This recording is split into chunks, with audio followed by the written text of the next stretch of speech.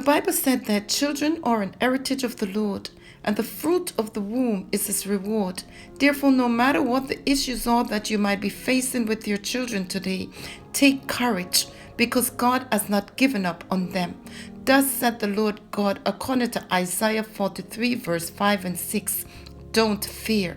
I am with you. From the east I will bring your children. From the west I will gather you.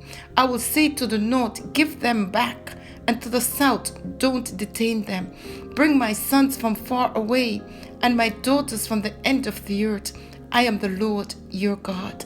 Father, thank you that the seed of the righteous shall be delivered, according to Proverbs 11:21.